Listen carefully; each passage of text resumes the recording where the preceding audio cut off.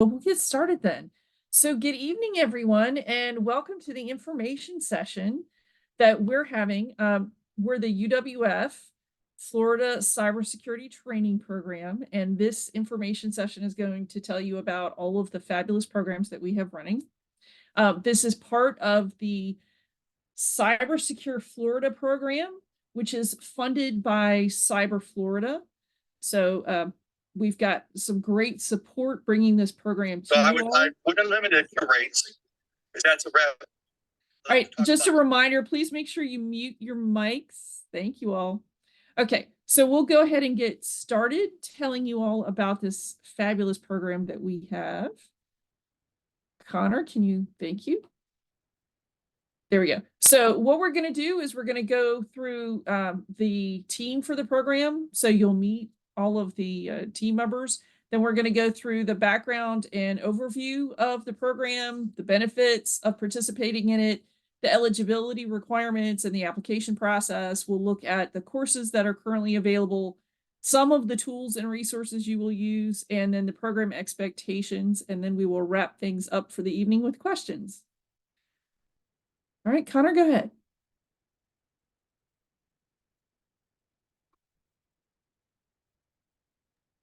All right, so look, we have a lot of fabulous members on our team, and this type of program would not be able to function without every single person participating in the way they do. And so we're going to let you guys have a little sample of each of us. We're going to introduce ourselves, and I first have to start off with our fearless and amazing leader, Dr. Al Sheikh. Thanks, Connor. Good evening, everyone. I'm Iman Al Sheikh. Thrilled to be with y'all. Thank you for joining us. Wherever across the Florida, hopefully it's warmer there than it is here. I'm Associate Vice President for the Center for Cybersecurity and PI for this program, and have the honor of working with this amazing team that you're going to get to meet and learn all about the how we can support your efforts. And thank you for your service to the state as well. Great to be here. Hello, my name is Guillermo Francia. I'm the Director for Research and Innovation for the Center, and I teach mostly network security, industrial control systems, and Linux fundamentals. I can go next. Hi, everyone. I'm Hussein Shariar, an Associate Director and Professor in the Center for Cybersecurity. I mostly teach in AI in cybersecurity and pen testing and certification like the CEH. I have to meet some of you, or hopefully most of you. Yeah, thank you. Well, good evening, everyone. It's good to be here. My name is Guy Garrett, Associate Director of Training and Technology for the Center for Cybersecurity. Most of you folks are going to run into me courses like Network Plus and Security Plus. We also do some other shorter things in risk management, governance, and that kind of thing. So we'll be talking about those kinds of things from a cyber perspective. I look forward to having you as students. And now I will turn it back over to Dr. Elizabeth Rasnick, one of our hosts. So good evening again. I'm Dr. Elizabeth Rasnick. I'm an assistant professor here at the Center for Cybersecurity, and I teach courses like A+, which is a certification course. So that's a long 8-9 week course. I also teach a lot of the 2-week technical skills courses, things like data security, essential cyber defenses. And then I also teach some of the 1-day cyber skills courses, like, let's see, we've got a data security in there. We've also got supply chain security, maritime security. So some of the fun, interesting, quick 1-day hitters. And I'll turn it over to Mrs. McCaskland. Good evening, everybody. My name is Connor McCaslin. I'm a cybersecurity instructor here at the center, and I've apparently been named the cybersecurity guru. So if you're looking for those little bit more advanced certifications like the CYSA Plus, the CASP, Pen Test Plus, that starts next week. Any of those courses, that's my specialty, but I also have a couple of 1-day courses lined up. Like if you're interested in learning the sophistication of social engineering, open source intelligence, and that sort of thing, you're down for that. And I believe our 2 other instructors are not in this evening, so I'm going to pass it off to Miss Pam. Hi, everyone. I'm Pam Davis, the program coordinator I'll be your first point of contact when you register. You'll be, I'm the person to get in touch with if you have questions, about the program in general or questions about the courses. And you'll get a lot of emails from me.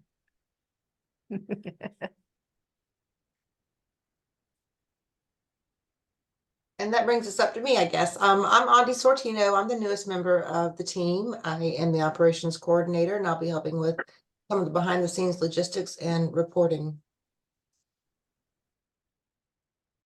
Hey everyone, welcome to the show. My name is Jim Rhodes. I am the PR director for the center. It's my job to basically tell the story of all the great things we do here. And hopefully you're here either because of something I sent out or posted directly or indirectly. Glad to have you here. Down the road, we'll be reaching out and asking for testimonials about the program. And if you feel inclined to share that with us, we'd love to hear from you. So we can help spread the word about all the great things that are happening with Florida Cyber Training Program. Thank you.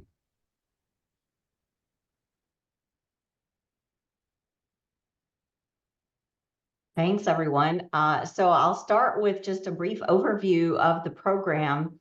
We're thrilled to have this opportunity to support our public state personnel and our agencies and look forward to working with you all in our courses over the coming year. So just the backdrop in a nutshell is our Florida Cyber Training Program, or as we call it, FCTP for short, is part of the Cybersecure Florida Training Initiative.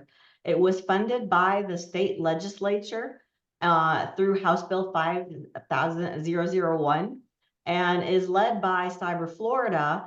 And we support that initiative at UWF along with 2 other universities across the state, which really the goal is overall is to help enhance security across the state and help make our cyber workforce across public, state, local government personnel the most secure and the most ready workforce in the nation. So we want to help all of you prepare for your work roles and the evolving nature of cybersecurity.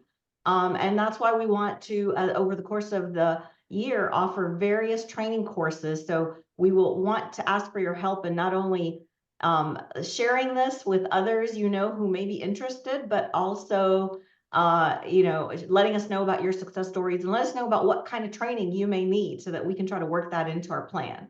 So if we could go to the next slide, please. The goal overall of our Florida Cybersecurity Training Program as part of the Cybersecure Florida Initiative is to strengthen the state's posture in cybersecurity with a specific emphasis on public sector personnel. So all state and local government personnel are eligible. That includes everybody working in a state agency, everybody in city organizations, community organizations, county organizations. So whether you're with the supervisors of elections or tax office or critical infrastructure, utilities across the state as well, state colleges, state universities, all those personnel are eligible to sign up for our training. One thing that we didn't highlight on this slide, but we want to make sure we say is that all of this is free to eligible participants. So all costs are covered by the grant. So it's no cost to you all. It's funded through the Florida legislature. And our focus at UWF is to provide technical training for everyone, whether it's those who are in a general role, IT or cyber role, or administrative role. Everybody needs to understand some aspects of cyber for their work roles. We've divided our offerings into 3 different categories, and all of them are available online to make it easy for public sector personnel across the state to participate. We have 2-week courses that are focused on technical aspects, and we'll get into those in some of them in a minute. Technical data security, network defense fundamentals, essential cyber defenses, topics that would be needed for various work roles. And then we have the ones that seem to be very popular and filling up quickly, our industry cert prep courses. So our amazing faculty are teaching courses that would, if you register on your own through some of the training organizations, would cost a whole lot. We're giving you the opportunity to train with our center faculty to prepare for these courses get the materials and resources you need, the mentoring you need from the faculty, and also the vouchers to take the tests. All that is included as part of the classes. And then we're also doing 1-day online cyber skills exercises. Those are really to get your feet wet if you want to learn about a topic like AI or Linux or penetration testing, or if you want to revamp your skills. Let's say for your IT or cyber roles, you want to see what's the latest and greatest, or how do I align with the NIST framework. So we encourage you to register for the courses that are relevant for you, and to help share the message, please. Share with your co-workers, friends, networks. And then upon successfully completing each course, you will earn a UWF certificate, as well as a digital badge that then you could list on LinkedIn and your resume. And then, of course, for the cert prep courses, you'll also earn that industry certification from the organization if you pass the test.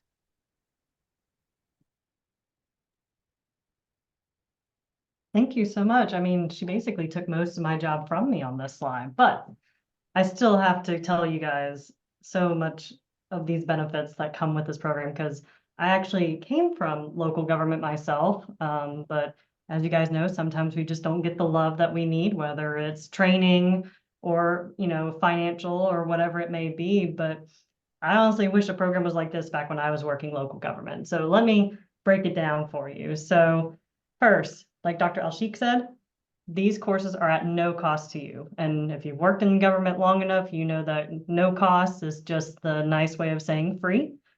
The courses are free, the materials are free. If you take a certification prep course, the training materials and the test vouchers are free. They are all at no cost to you.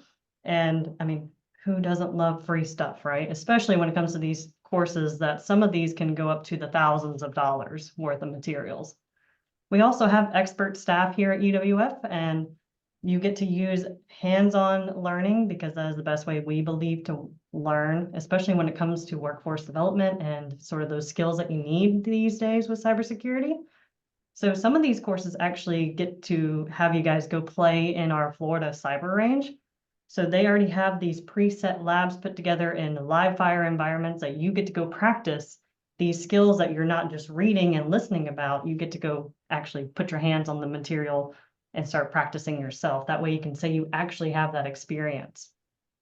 And of course, we also like to stay up to date with our industry certification classes that we have.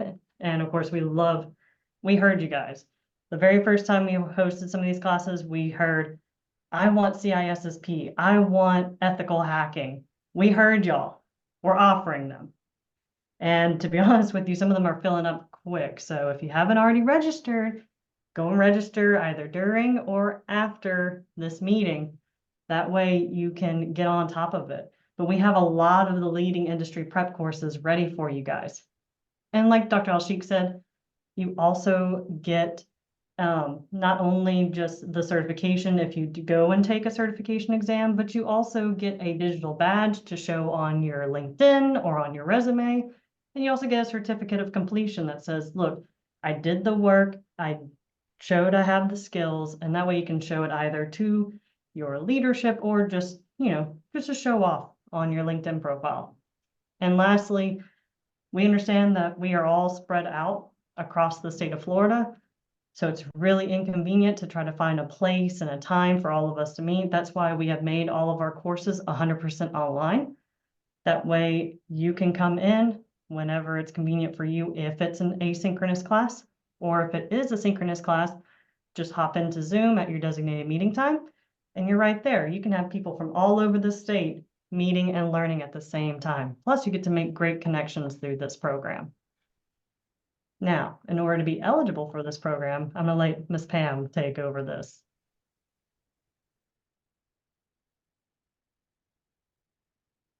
Oops, sorry, on mute for a second there. So as Dr. Al-Sheikh was talking about earlier, you must be a currently employed Florida state, local, tribal, territorial government organization, preferably in a technical executive or managerial role that requires your IT or cybersecurity knowledge. She went over some of the organizations, but they include Florida State universities, public school systems, all of the state agencies under these categories. Obviously, if there's one that you're concerned about, you can always ask. I've been contacted by a few of you and have already answered a couple of questions in regards to that. The other thing that's very important is your commitment to finishing the course and the course materials, exercises during the allotted time. When you register for these classes, that is essentially what you are committing to doing, is to finishing the course during the allotted time. And for each of the courses, you're going to spend a little bit more, obviously, for the certification classes. Those are going to be 20+ hours per week in preparation for this exam, and last 8 weeks. So you're going to be very busy with the certification classes, which is why we are limiting those to 1 this session. It's important that you have some foundational knowledge for some of the courses. And when you sign up for these classes, you have the course outlines available to you to review before you register. We also, when sending out the email notifications, will highlight any prerequisites or sort of foundational knowledge that we think would be helpful for you to have so that you can be successful in the classes. During the registration process, on the form, we ask for your government employee email. That is step 1 of our employee verification process. You can upload it there during the registration, or if you don't have the letter, you can email it to cybertraining@uwf.edu afterwards, and I will add it to your file. That is the second thing that we will need from you, is the letter from your supervisor approving that you are taking the classes, and also verifying that you are in fact an employee of that agency. And it can be a letter, or it can be an email forwarded to cybertraining@uwf.edu. It doesn't have to be a very involved letter. It can be very simple, as long as it hits those points.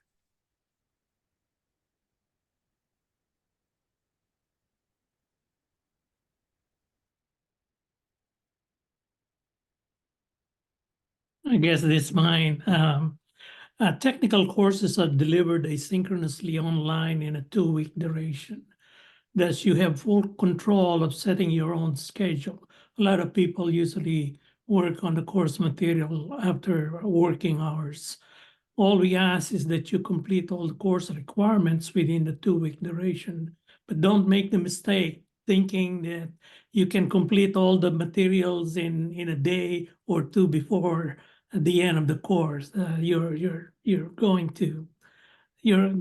gravely mistaken. You will need a good internet connection to access the course materials, ranging from the foundational level to the intermediate level. In addition, the courses will include lots of hands-on exercises, as Connor have mentioned previously, to reinforce the concepts that you will learn via recorded video lectures. You may download these lectures or view them online. The hands-on exercises are conducted online through a virtual computing environment called the Florida Cyber Range. In the range, you will be afforded your own virtual computing environment or computing pod consisting of 1 or more virtual machines. In the Essential Cyber Defense course, you will learn how to apply security policies, to create and maintain system security baseline configuration, and to administer accounts, network rights, and access privileges. The risk management course will cover, among others, risk assessment, successful implementation of security requirements, risk management processes in assessing, mitigating, and remediating risk. The Network Defense Fundamentals course is a foundational course in network security. It covers topics that include network protocols, packet capture and analysis, firewalls, system hardening, intrusion detection and prevention, and ethical and legal issues pertaining to network defense.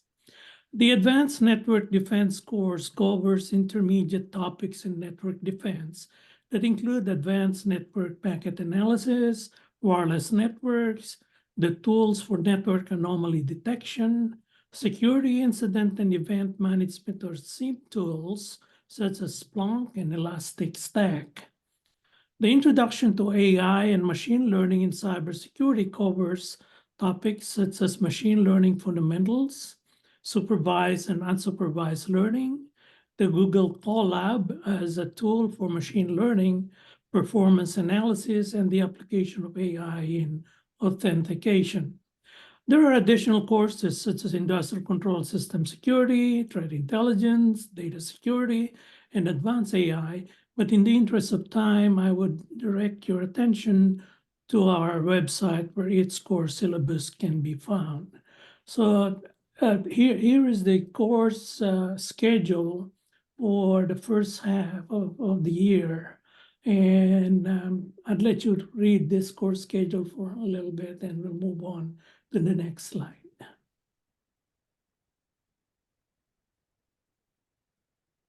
All right, thank you, Sunny. So like Miss Mann has put up on the chat, there's the link directly to our website if you want to see these courses and when they're offered again. We're also recording this session and should be able to send this out to you after we are done.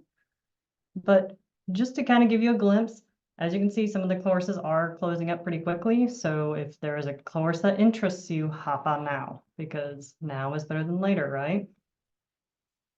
All right, so it's my turn to talk about our industry certification prep courses. These are intensive.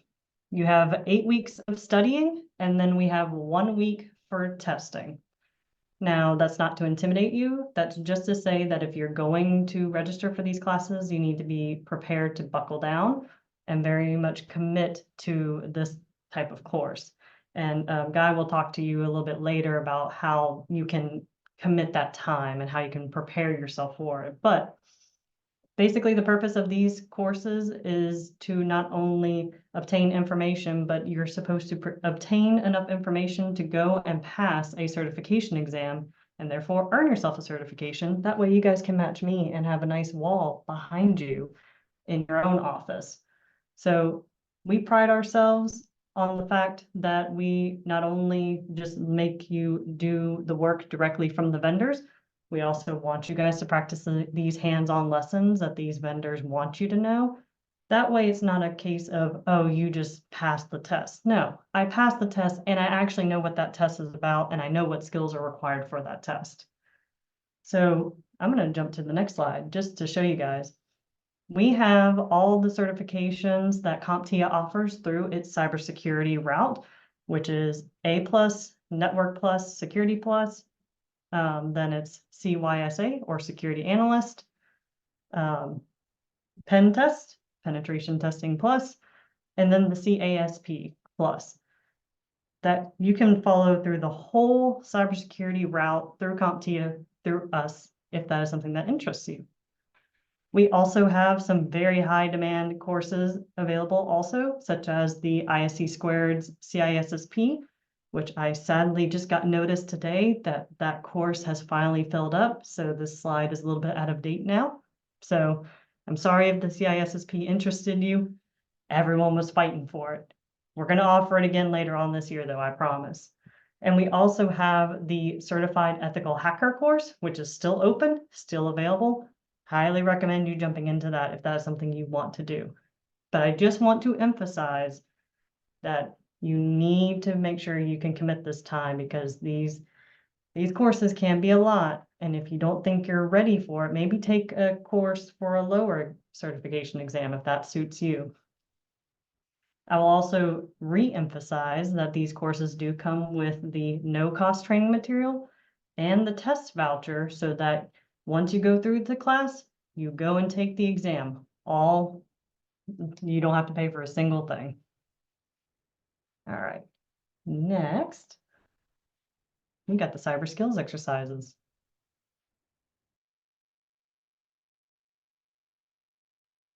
Okay, so Connor was just going over some of the very long, very heavy classes. I get to talk to you about some of the lighter fare that we have to offer. So the cyber skills exercises are 1 day asynchronous, so they don't have the same time commitment of weeks at a time because you're not going for a certification. These are designed for you to pick up on a particular topic that you really want to learn about. So these are quick drill down sorts of exercises. They are all day long. They start at 8 o'clock in the morning. They go until 4 o'clock in the afternoon. We spend the entire day working on things. And we get our hands dirty in these as well. So we have live discussions, we have exercises. The different exercise topics will require different background information. Let's say the phishing scenarios cyber skills exercise, that's for anyone with any kind of background at all. The Linux boot camp, you're gonna need to come in there with some prior background, right? So if you have questions and you're interested in any of these, feel free to contact Pam or contact the instructor directly to find out if the particular course that's of interest to you is a good fit for you. We've got a wide variety here, and so if you're interested in these, it really is good to ask questions to make sure that it's going to be a good fit for you. Like I said, these are 1 day, so they're a lot lighter and quicker for you to pick up, but they are intense as well. And then our cyber skills exercises. So this takes us through mid-year, and you can see we've got applications of AI, which is incredibly hot right now. So that's probably going to fill up fast. Let's see, is Hussein on the call? Could he pop in? Hey, Okay. Elizabeth. Yeah. Do you want to talk about a couple of the cyber skills exercises that you've got going on? Yeah, you put. I think I definitely am happy to talk a few that I have offered. Probably is maybe the instructors, if around, may want to chime in. I think the application of AI in cybersecurity that you see in the first in the list is going to be offered first. Actually, that's me. Yeah. All right. So it's coming up soon. This is basically one of the things. We are not there to actually scare you off. So basically, everyone is talking about AI, how AI is impacting our jobs and day-to-day lives. So it's basically kind of a open, and you can see, think of a session. You don't know anything about it, and you are coming here, and at the end of the day, you are going with some knowledge in your mind and some critical thinking within yourself, and how you can apply these things to your workplace, kind of. And we also make it a bit more interactive, not just with the slides or those kind of things. I basically have discussions with the attendees, starting writing up something and playing with some music that is actually being generated by AI. So, I remember the last time I offered was on a rainy day, So I wanted to make our day a bit better, right, with some music. So that's like one of that, and also we talk about the risk that comes with these technologies. Some of the other executive, order that has been coming along the way. So you get to know some surrounding things about this technology. So, then I think one of the other things I'm going to offer is the pen testing. And this is going to be a bit new. We see a lot of demand about, ethical hacking and pen testing expertise is needed around the different offices, which is great. So we will be using cyber ranges. So cyber range is one of the things that we have as an infrastructure. So it allows us to give you access to the virtual lab environment. So you don't have to set up lots of operating systems and the applications, the things that are out there. So it's basically giving you some splash of what it looks like for a pen tester as a profession or as a day-to-day, some of those activities. And also you have an opportunity to interact and discuss more like a group-wise activities too over there. So I think some of our great colleagues, especially I know Professor Francia talked election security. This is one of the hot topics. This is an election year, right? So it will happen at the end of the year. And I think Elizabeth, you have been talking about teaching some of those courses around cyber infrastructure, let's say, supply chains and those areas, the phishing. So those are also popular. And Professor Guy has been teaching, those NIST frameworks, risk management, quite a lot. So this is his area, I would say. And Connor probably is offering something, maybe the CIS controls, right? Yeah. So overall, those are some of the things that Elizabeth already mentioned. Is you don't have to know anything about it. This is more like a lightweight thing. So you just come in the morning and we have a lot of fun and discussions. And somebody actually bring up many of the interesting things that could be also followed up in this kind of sessions, I think I can do a pause here, right? If you have any questions, you are most welcome to, come to the chat, or also you have a chance to ask us questions at the end. Let me add one thing too, for those of us in Florida. We also have included, especially in a number of the risk management and NIST application courses, the rules and regulations and state laws that now apply to cyber. A lot of things happened with the legislature in 2022. We've been following that for you. So when you take the classes, we're not just covering this from a broader federal perspective. We're also addressing some of the things that you're trying to solve, some of the problems you've got now that we've got new laws. For example, if you're in any kind of government state, you cannot pay the ransoms for ransomware. That changes how you approach security. So we're addressing things like that. So this is also tailored to those people, especially in different aspects of government, to what's going on with the legislature. We're keeping you current just as well. And I know that AI class is going to be really exciting. There's a lot of excitement around that. Hussein, wish I had time to take it myself. No problem, guy. All right, I think the next slide is how to be successful. I think this is a great thing to discuss. I would say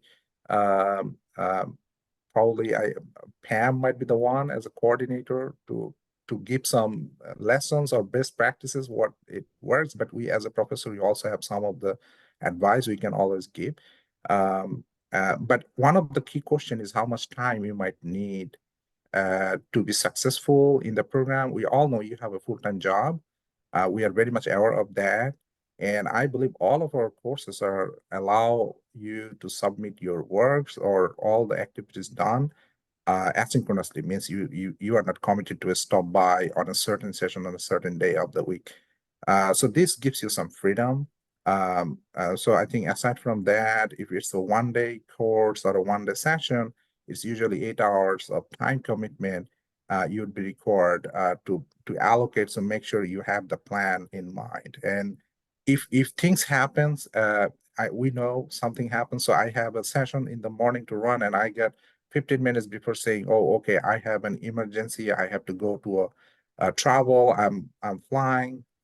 That's all right, but we appreciate if you let us know a few days before, because sometimes this number of space in the course is limited. So if you're not able, you can join in a later session, but have another one person available to join. So it's basically all about planning, communicating with our program coordinators and also the professors who are offering a course, right?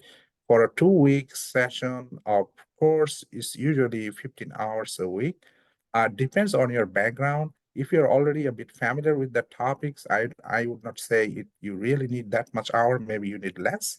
But we are thinking from the general perspective, if somebody has very limited knowledge or no knowledge, how much time might be needed to pick up the materials, right? And for a certification course, which usually is the longest one that is offered in this program, 9 weeks long, ensure you have enough time every week, around 20 hours a week, if you're not familiar in that area. So these are all from our observations and experience, best practices, whatever you want to say. We want you to see the course or whatever courses you're taking to be completed and be successful, and also using in your profession. I would invite Connor or Elizabeth or Pam or Guy to add on more on this if needed, please go ahead. Well, I've got a couple of things on this one that are kind of phrases I use. And one, you got to create a study plan, do a little every day. This has got to be on your calendar, especially a CERT exam. CERT exam is not something that you're going to catch up on the weekends. I see a lot of students get into that trap. I know, Connor, you've probably seen that, drop into that trap. The thing you got to remember is this, especially with anything you're going to study. Is the material something you've got some familiarity with? Well, that's the case. It's going to take you a little less time. If it's brand new, I mean, you're basically telling your brain to form new synaptic pathways here. You're adding to your hard drive. You're going through the RAM, and to use our IT parlance. And if something's brand new to you, you need to expect that it's going to take a little longer. The other thing is, and I can't emphasize this enough, ask questions. You can go through Canvas and emails. It tells us what course you're in. Many of us, doesn't take much to get our phone numbers, and we'll call you back. But ask us questions. This is not one of those things where we're some sage on a stage somewhere and we come in and lecture to you for an hour and a half. We'll see you next week. Good luck on the test. It's not how we do things. Some of you may have had an experience like that in your previous education. I'm sorry for that, but that's not how we do it. We want you to ask questions. I had one particular student, I'm not kidding. I got questions from this student every day. It was in Security Plus. Every day there was 2-3 emails, sometimes 4 or 5 from this one student. And this person was brand new to IT, brand new to cyber, really wanted to start getting what she needed to change that job. And guess what? She passed her test, not by a little, but a lot. She blew it up because she asked questions and engaged. And also, when you're in these one-day sessions, the discussion that you provide is what's really going to add to the whole experience. And we want you to have the freedom to say what you think about a topic, maybe give examples where you can. I know some people have some sensitive things that they have to keep under the vest, but talk about the problems your organizations are facing in those contexts. Because not only do you have us to talk to, you've got everybody else from all the types of government, from the state, and those people may have some ideas that you haven't thought about. And those relationships that you can build even in a one-day seminar may be able to help you advance your organization, because maybe somebody's got some skill, talent, and expertise that you can't afford to hire. And as Connor mentioned earlier, when you're in local government, you just can't go out there and hire the talent you need. Sometimes you got to figure things out. And the best way to figure things out is ask people who've done it before, avoid those mistakes, learn from what they went through, and get started. So that's my advice on that. And let's see. I think Connor and Elizabeth have a couple of comments as well on this topic.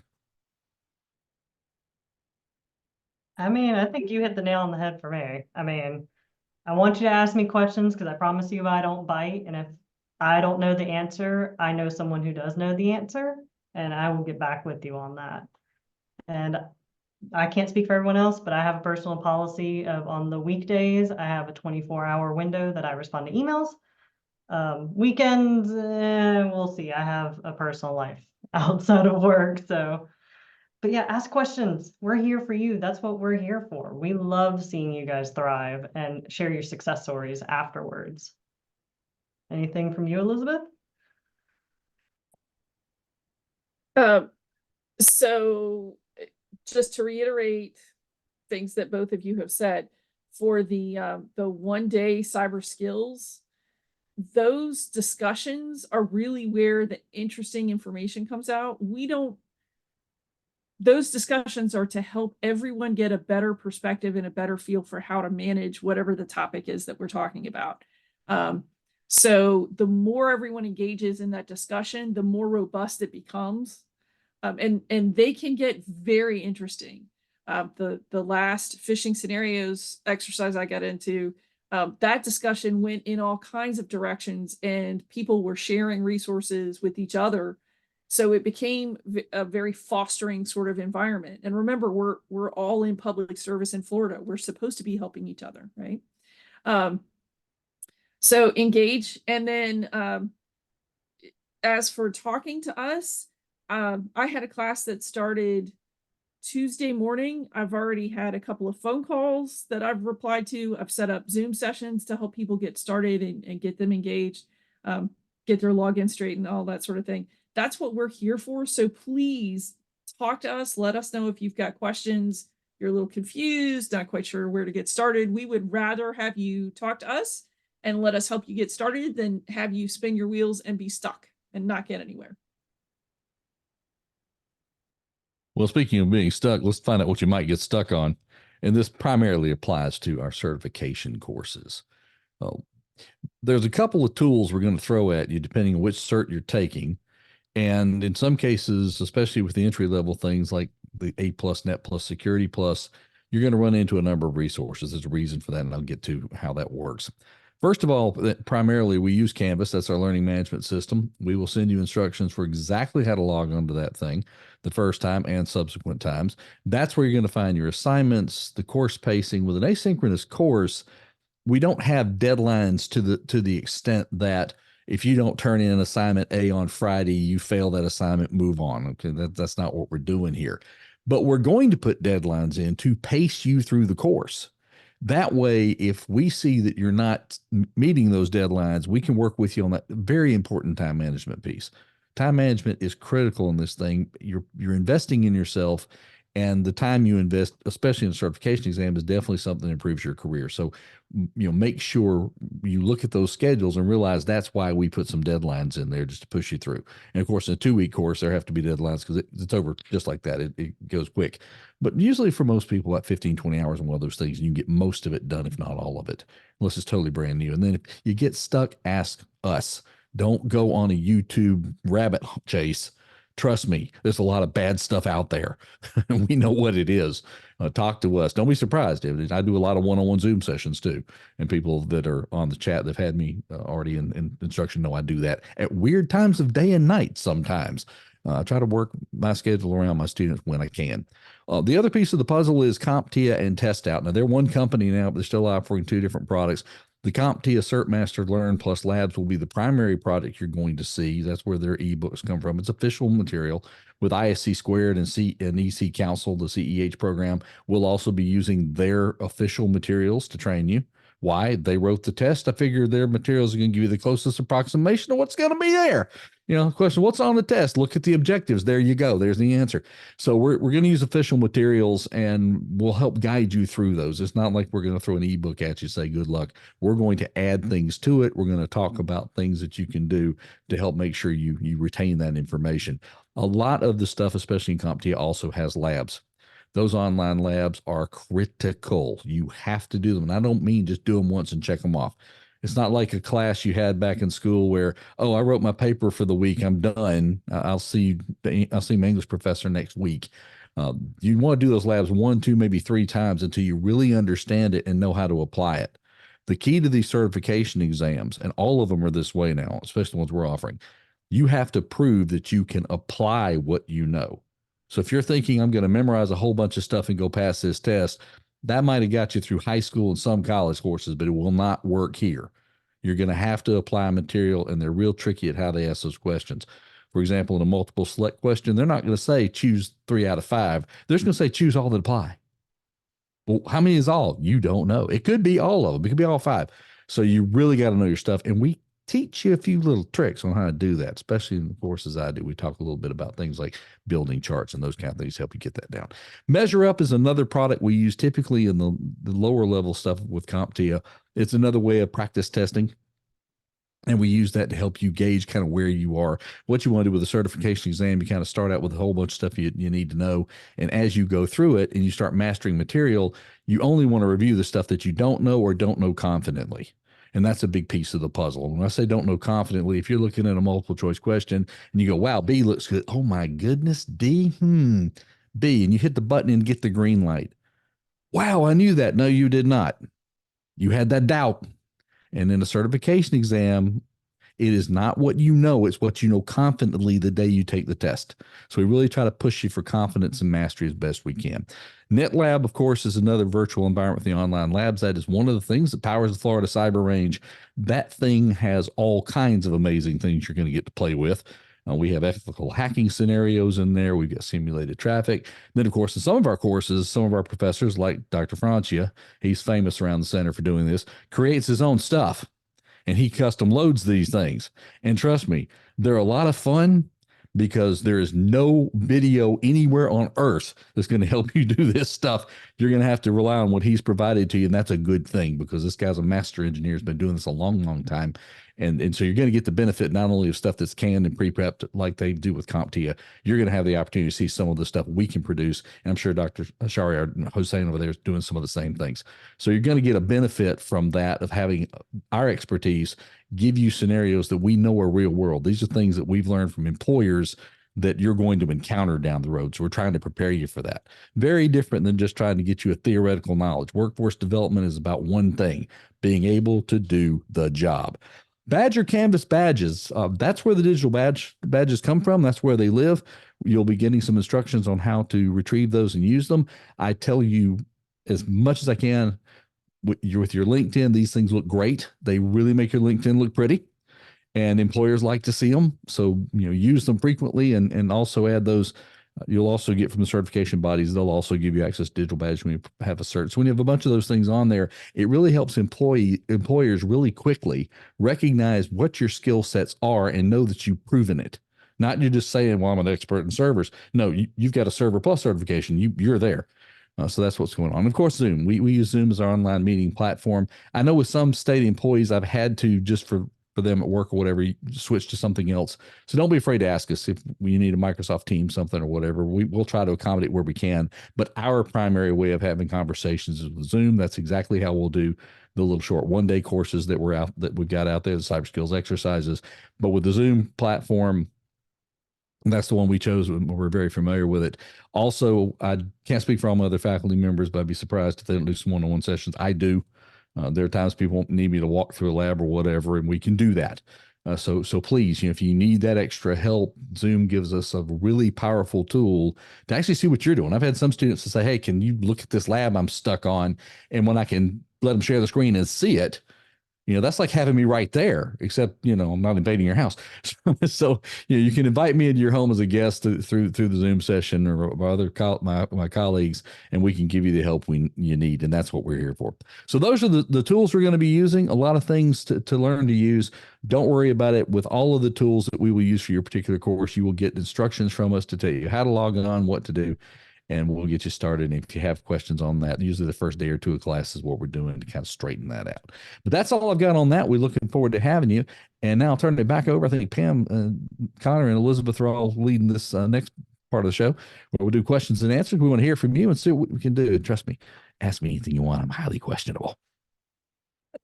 My colleagues will back that up. Thank you so much, Guy. All right, so we have come to the part where we're opening this up to your questions. We've had several rolling in the meeting chat, and we've tried to answer those as they popped up. But if you'd like to put a question in the chat or unmute and ask a question, feel free to do that now. And I got a few questions on the side that I answered, so I'm going to try to answer them for everyone if that helps. But first, hopefully y'all had a chance to meet this fabulous team that you'll get to work with. So we have the schedule published for January through June, and you can register for one cert class and then as many technical courses and one-day exercises as you can handle that don't overlap. So, check the outlines, get with us if you have questions, and see which ones would be most helpful. And when you register, you can register for more than one. As Pam pointed out, some of them are closed, but we're already working on the schedule, starting to plan for the second half of the year. So if there are specific courses or topics you'd like to see offered again, when you submit your registration, put that in the last question or email us so that we can capture that data. Q&A time. Thanks, everyone. Well, I'm just going to read off the most popular question I've seen. So I signed up for blah, blah, blah class last week. When am I going to hear about me being a part of this class? So I'll hop in here with this answer. So remember that we have to do employment verification to verify that you work for one of the municipal facilities. And Pam is doing that. So that takes her a little bit of time. So y'all have to be patient. So if you applied last week, she's probably working on the verification for it this week. So give her a couple of weeks before you worry about whether or not it's been processed yet. If after a couple of weeks you still don't hear anything, Pam is your point of contact there. But like I said, she's having to verify everything by hand, so give her a little time to do that. And typically you won't hear back until it's closer to the start date, like the website says, or the course closes. So I'm watching out for Pam. Don't want everybody to bombard her either. If you don't hear back, it's fine, because you'll hear back sooner within 1 week of the start date, or sooner if the class fills up before then. So no news is good news, right, Elizabeth? Yes. Pam, did you want to say anything? Yeah, that essentially is it. Absolutely, you will be notified 3 days before the beginning of each course. If the courses are closed before then, we'll notify registrants earlier, asking registrants to confirm their attendance. This way, if they are unable to attend, they have an opportunity to drop out, giving up their spot to a registrant who is waiting on the wait list. So a lot of times, it's also that going on, and before we're actually finalizing the rosters. So that is sometimes the reason why it is closer to the first day of the course. But as I said, absolutely 3 days before.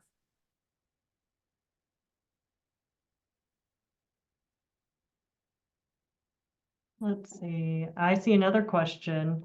Is this program available for retired employees? And I was just trying to type that. Hey, Anthony, it's great to see you again here. Hope you're doing well. Unfortunately, I was just putting in the chat window, per the grant requirements and the legislative requirements that mandated this training and provided the funding, it's only eligible to current public sector personnel. So we will certainly take that to them for potential future funding, but at this point, it's only current public sector personnel.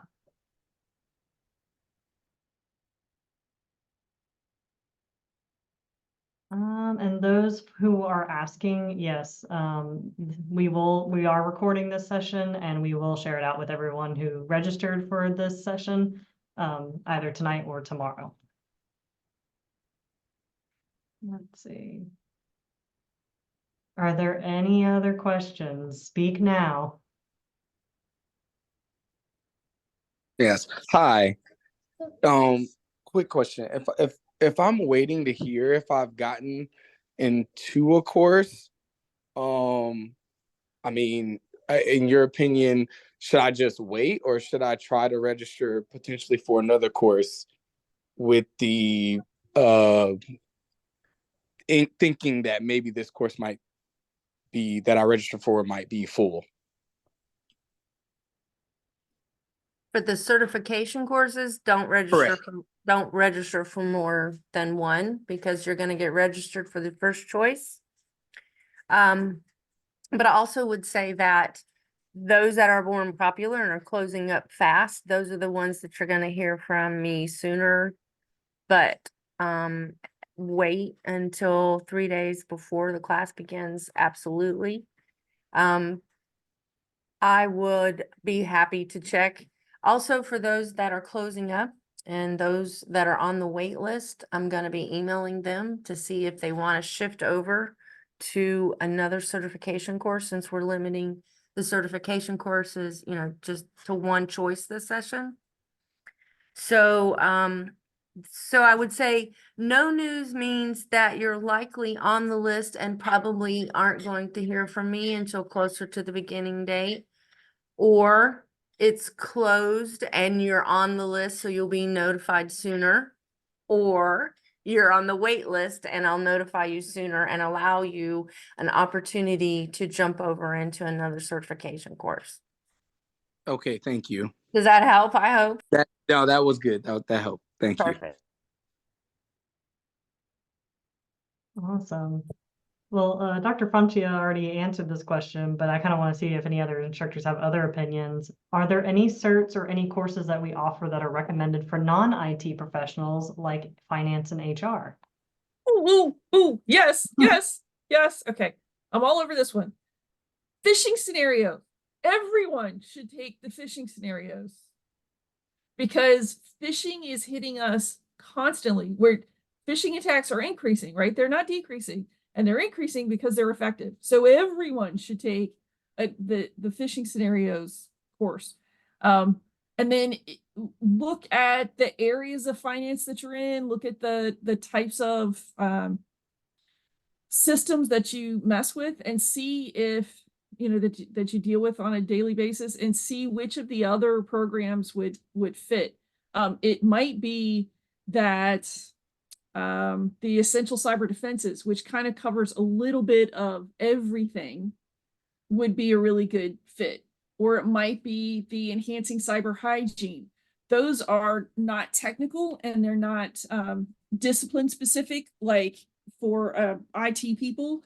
Those are for the general population, for everyone to take. So I would look at those sorts of classes. Your risk management is a great place to start. The 2-week course we do actually applies to, we've actually created a little government agency for you to play with the exercises there. Also, we're offering some courses aligned with the NIST requirements, the risk management framework, and the addition of governance to the cybersecurity framework.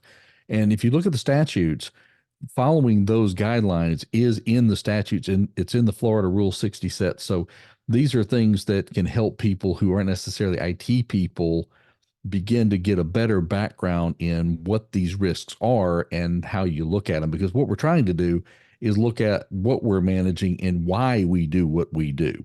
You can have all the fancy technology tools that you want, but you've got to know when and where to apply them.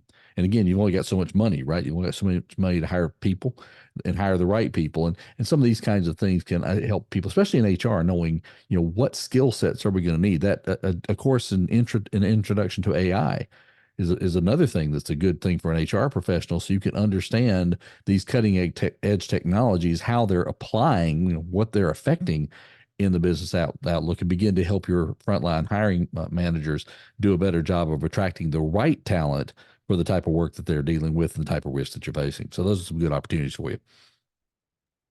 I'll also throw in some of my courses while I'm at it. I love getting into the brain of a hacker and why do they think the way they do. And so I would recommend social engineering, because we don't just talk about how to hack with the computer. I'm going to teach you guys how to hack people face to face, because that's honestly the most effective way to hack, in my personal opinion. We also have open source intelligence, which is a very non-technical focused type of hacking, where all you need is an internet access and Google, and you can find all the information you can about individuals. So that's another fun course I would recommend if you like to get into that kind of stuff. All right. Any other questions? Is ethical hacking recommended for non-IT professionals? I would personally say no. Ethical hacking might be a little too far down the rabbit hole. I would start kind of like what Guy was saying with essential cyber defenses, or any of the phishing scenarios. Any of those kinds of classes might be a good start for you. We designed essential cyber defenses for people who, I know nothing about cyber. And that's how we designed it. Dr. Rasnick and I just recently updated and revised that course. And one of the things, if you want to do ethical hacking, you get to do in that class very early on is a walkthrough, a literal step-by-step walkthrough, some pretty advanced tools, to tell you the truth. But we're walking you through what's known as the Lockheed Martin cyber kill chain. So we're actually taking you from step one to the end result, which you hack into a machine. And you get to do that. So you get to see kind of what that entails and what types of things you'd have to know if you want to go further with that. And of course, that would lead you into what Connor was talking about, things like Pen Test Plus and Certified Ethical Hacker. But those are a little bit more advanced. So I would start with the basics. Then if you really get the bug for it, well, let's look at Network Plus, Security Plus, A Plus. Some of these classes are going to teach you about devices and how they communicate, and then how we're going to do generalized security at a frontline level. Once you get that mastery down, then we can start looking into getting into more command line things, and even some courses we're not offering just yet. There are other things we've got on the whiteboard that can also help you develop more hands-on skill. But that's a good place to start. And like I said, essential cyber defenses, even if you never go the technical route in IT or cyber, will definitely give you the background so you get a little bit better idea of what all this alphabet soup is that we speak all the time, because we speak in acronyms, unfortunately. So Yeah, and that'll one help you. we That's what the haven't, course is designed for. another one we haven't mentioned yet is enhancing cyber hygiene. It's a 1-day session. That would be a great starting point for everyone. That's just even for your individual use, how to be more secure in your securing your data at home, at the workplace. And we can make a list, like let's make a note to kind of like highlight which ones would be good for entry level. All of these courses though have outlines. If you click on the plus symbol to the side of the course name, so you can read more about them, but also ransomware, phishing scenarios, those would all be generally applicable regardless of your work role. Other questions, Connor, that you found in the chat? That is all I have seen. Are there any other questions from the voice chat?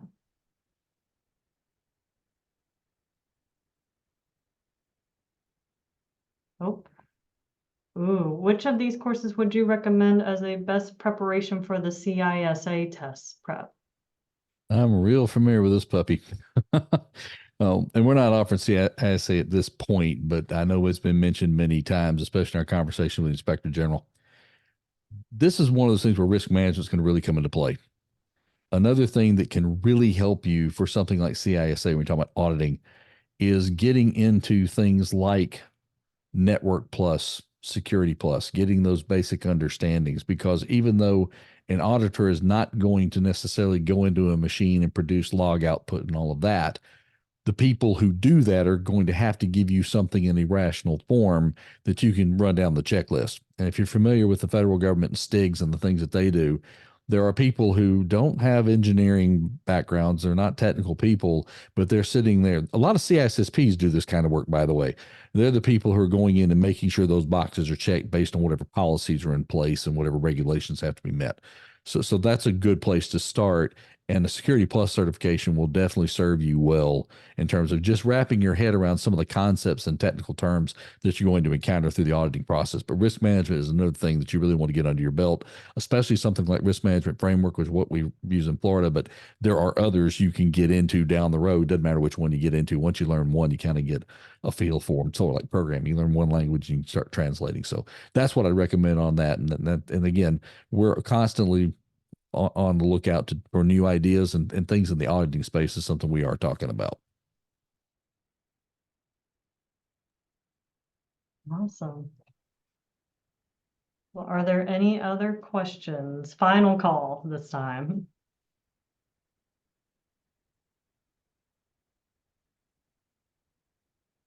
Okay, so Snyder was asking, how do we get the verification letter? Ask your HR or your manager to write it an email or just a letter that says, hey, I promise you Snyder's not a fake person. He does work for our organization. And that should be sufficient enough, unless I'm incorrect, Pam. And we would love for him to take our classes. Right, and it's a good opportunity And to we talk. fully support them taking classes with FCTP. There you go. Right, yeah, because these, as our team mentioned, these classes are time consuming, 9 weeks for a prep cert course or 2 weeks for a technical course. So it's a good opportunity for you all to have that conversation with your supervisor and let them know you're going to be investing in this to help the organization, asking perhaps for some flex time so that you can complete some of the requirements. So that's the other kind of goal of that letter or email, is to make sure you've had that conversation so that they can give you some flexibility in, hopefully completing these classes. And I know working for local government, you guys are like, huh, we don't even know what flex time is, but just have the conversation at least. That's all we're asking. Because sometimes you might be able to be more flexible than you think. All right. Never run out of caffeine. That's my trick. Awesome. All right. If there are no other questions, I think that this meeting is called to an end. Thank you everyone for attending. If you have any other questions, shoot us an email at cybertraining@uwf.edu. And I hope you guys have a wonderful evening. Thank you all. Thank Good night, you. everybody. Good night. Thank you. Thanks, everyone.